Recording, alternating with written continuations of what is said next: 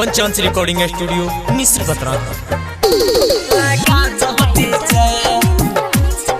Mix by Deepu दीवाना। बड़ी मन कर तहरा संग खेले के ना ए चीजा सुनी। बड़ी मन कर तहरा संग खेले के रंग आदि हमरो ता सरधा पूरा दे जा पूरा दह जीजा। हमारा लहंगा में रंगवा लगा दह जीजा, हमारा चोलिया में रंगवा लगा दह जीजा, लगा दह जीजा। मिक्स बाय दीपू दीवाना। लगा दह जीजा।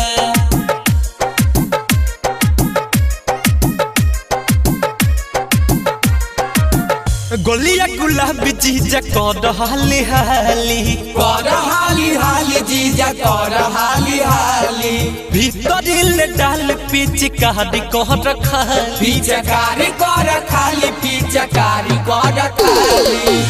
गोलिया गुलाबी जीजा कर हाली हाली, भीतर डाल पिचकारी कर खाली, कर जीजा खाली पिचकारी कर खाली। ऊपर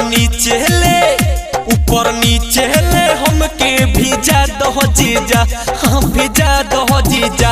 हमारा भीतरी ले रंगवा लगा दह जीजा, हमारा चोलिया में रंगवा लगा दह जीजा, लगा दह जीजा।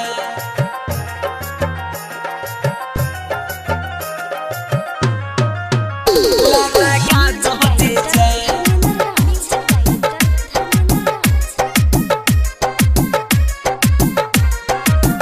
आइल बट सुन जीजा साल भर पहोली, साल भर पहोली जीजा साल भर पहोली।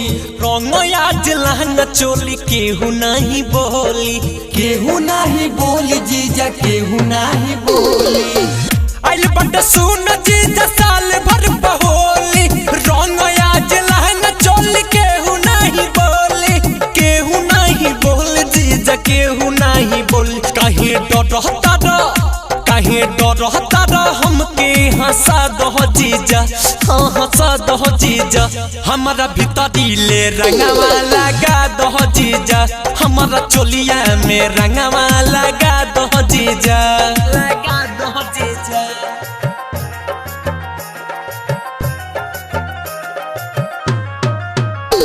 लगा दह जीजा।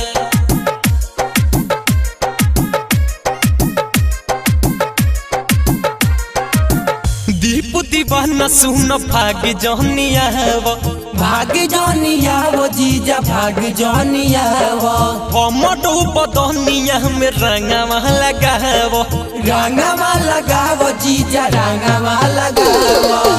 दीपू दीवाना सुन भाग जनिया वो, हमरो बदनिया में रंगवा लगावो, रंगवा लगावो जीजा रंगवा लगावो। लागल बाटी देखो यगिया भूता दह जीजा, हाँ भूता दह जीजा। हमारा लहंगा में रंगवा लगा दह जीजा, हमारा चोलिया में रंगवा लगा दह जीजा। बड़ी मन कर तहरा संग खेले के रंग आदि हमरो ता सरधा पूरा दह जीजा, पूरा दह जीजा।